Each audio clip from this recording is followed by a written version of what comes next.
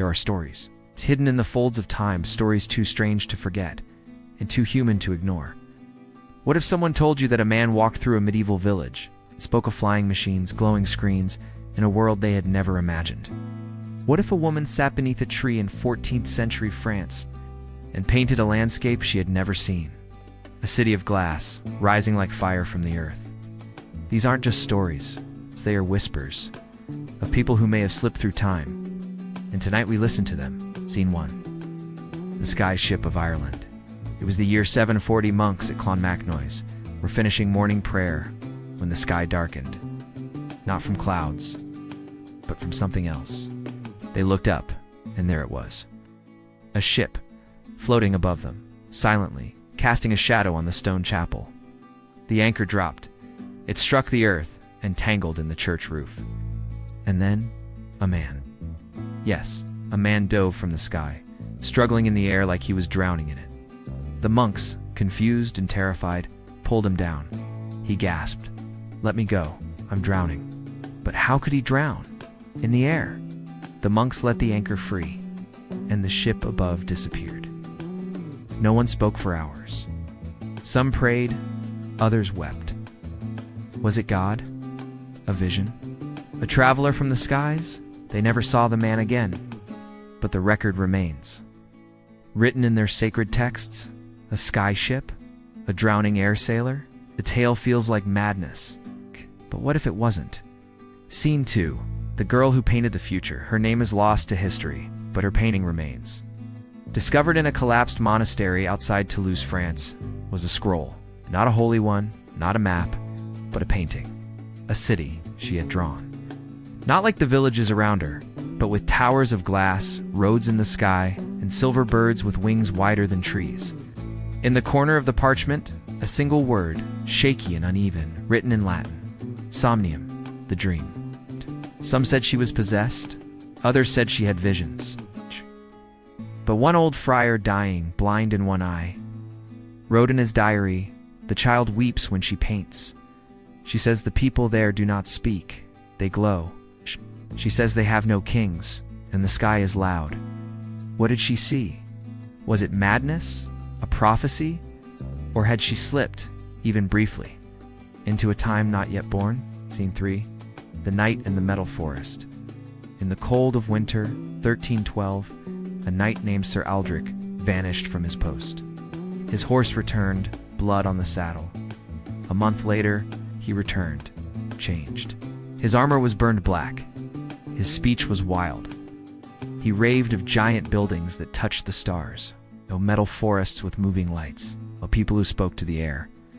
"They hold small stones that sing," he said. His wife wept when she saw him, not because he had returned, but because she did not recognize the man before her. His eyes never stopped searching. He died in silence, carving strange patterns into the stone walls of his chamber. The castle was abandoned within a year, and the villagers whispered, "He walked through a door that should have stayed closed."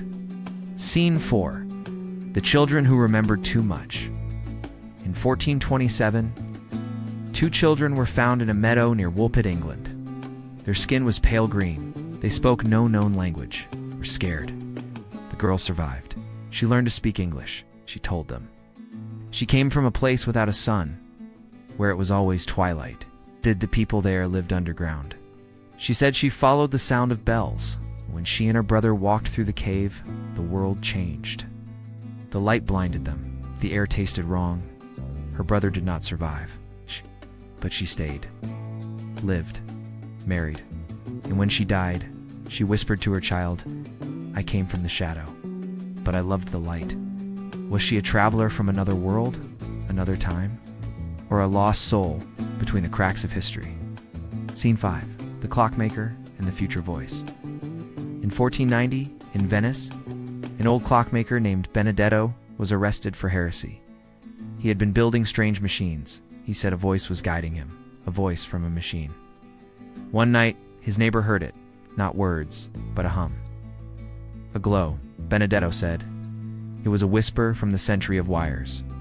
They burned his work, but the sketches survived. Drawings of spinning wheels connected by thread-like wires, one design.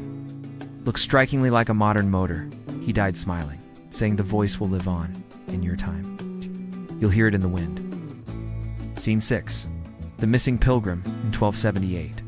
A pilgrim set off from Jerusalem. He wrote a journal every day for 2 months, and then the entries changed. I crossed the stone bridge, but I was no longer in the Holy Land. The sun was a disk of light, unlike I'd seen. The people, they spoke no language I knew, but they wore the cross. He described strange buildings, no chimneys, no animals, and machines like beasts that moved without being pulled. Then silence. His journal ended, mid-sentence, the last line. I think I have seen the world after the last trumpet. His body was never found. His name was Elias. And some say he walks still, neither of our time nor theirs. So what are these stories? Madness? Visions? Or are they proof that time is not a straight line? That history has cracks? That in moments of silence, when the wind shifts and your skin chills, someone may be walking through your world, from a place that doesn't exist yet, or no longer does. Maybe we are all travelers. Maybe you are. And maybe this is not your time. Scene 7. The Man Who Returned Too Soon. They called him Isambard the Lost in 1361. He vanished on the road between Bruges and Ghent. No trace, no body. But 20 years later he returned. Not aged, not weathered. The same boots, the same face. As if he had only left that morning. His wife had remarried. His children were grown, and he stood there, confused, silent, weeping. I only closed my eyes by the tree, he said. And now everything is wrong. When asked where he had been, he could only whisper, where time is asleep. The church tried to exorcise him, fled, and vanished. Again, his story, it passed from mouth to mouth year after year, like a shadow trying to remember the light. Scene 8. The Stone That Spoke. Outside a small village in Bohemia, in 1295, children found a stone, perfectly smooth, warm to the touch. When struck, it sang, and in the night, it glowed, faintly like embers. An old man, blind in both eyes, knelt before it and said, "It speaks. It's not stone, it's memory." The monks took it, hid it. Some say it now lies beneath Prague, sealed in a chamber none can find. But before it vanished, a scribe wrote down what he believed the stone was trying to say. The road winds backwards. The wheels will turn again. Look for the light between the days. Who carved it? Who left it? Was it a relic from the future, fallen into the past? Scene 9. The woman who dreamt the city Margarethi was a washerwoman, poor, illiterate, but when she slept, she saw a city, towering structures of light, roads that moved, windows with moving images inside them. She said she saw people flying, people talking to the air. She would wake up and draw them, night after night. Her hands blistered from work by day, her mind trapped in visions by night. One night she collapsed, fevered. Her last words before death, "It wasn't a dream. I was there. I walked with them. I saw the end of all things, and the beginning again." Her drawings were kept by the nuns who buried her.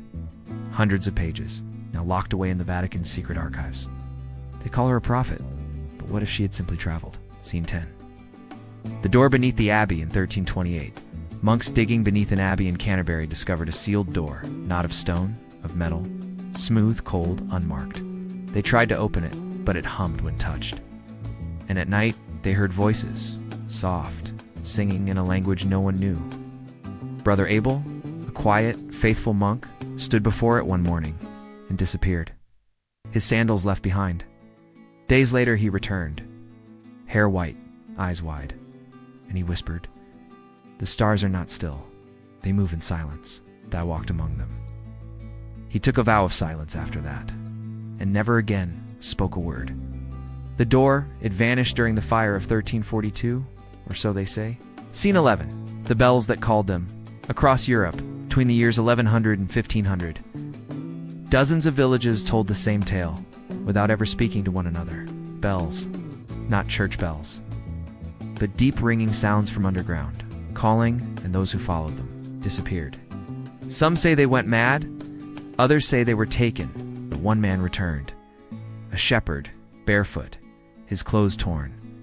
He had been gone 7 years. He said, "There is a land beneath the land, where time turns backward, where the air is thin, where you remember things you never lived." He died the next day. But not before carving a circle with 3 lines. A symbol no one had seen before. A symbol that was later discovered, etched into a satellite that launched in 1992. Time is a river, but not always straight. Sometimes it bends. Sometimes it loops. Sometimes it breaks. And through those breaks, people fall. Some return, some don't. And some leave behind whispers. Stories, dreams, a drawing, a stone, a word, not proof, but possibilities. So next time you feel a chill down your spine, when the world feels wrong, when a face in the crowd seems too familiar, though you've never met, ask yourself, are you sure you're not a traveler too? Are you sure this is your time? Part 3, the final chapter. This closing chapter will deepen the mystery, sharpen the emotional weight, and leave your audience haunted, questioning time, memory, and what it truly means to belong to an era. In the year 1224, in a quiet village near the Rhine River, a blacksmith's son stopped speaking. He was 7 years old. They said he was too quiet, too still. But when he finally spoke again, his words were wrong. He used no names they knew. He asked for things that didn't exist, spoke of towers so tall they scraped the stars. He drew pictures of machines, of lights that came not from fire but from the wall. His mother wept, believing him possessed. His father, afraid, took him to the priest. The priest said he was cursed. The boy only said this isn't where I'm from. I don't remember how I got here. The last anyone saw of him, he was standing at the edge of the forest, eyes wide, as if something or someone had called him home. Scene 13, the village that slept. There is a forgotten tale from the year 1189. A traveler from Genoa stumbled upon a village deep in the Black Forest. Silent, still. Fires burned in hearths. Food sat on tables, but no people, no movement, and then a sound, like a bell, but from under the earth. The traveler fled. Years later, he returned with a group, but there was nothing. No village, no stone, no road, just forest. I died in silence, carving again and again into the wood by his bed. They are not lost, they are elsewhere. What happened to them? Were they taken? Or had the world simply forgotten where they belonged? Scene 14, the letter from the wrong century. In 1447, a monk named Father Reginald received a letter, addressed to the abbey, from someone named Thomas Radley. The seal was strange. The language was familiar, yet slightly off. The letter read, "I don't know what year this is, but I believe I've arrived in the past. The stars are wrong. The sky feels heavier. Please, if you receive this, write back. I fear I won't last long here. I fear they think I'm mad. I'm not. I remember the future, and it is beautiful." The monk thought it a prank, but something inside him trembled. He wrote back. The reply was never delivered, because there was no record of any man named Thomas Radley, not in any country, not in any century, except one, a scientist, listed in an obscure registry in Oxford, born in 2129. How did his letter arrive 700 years too early?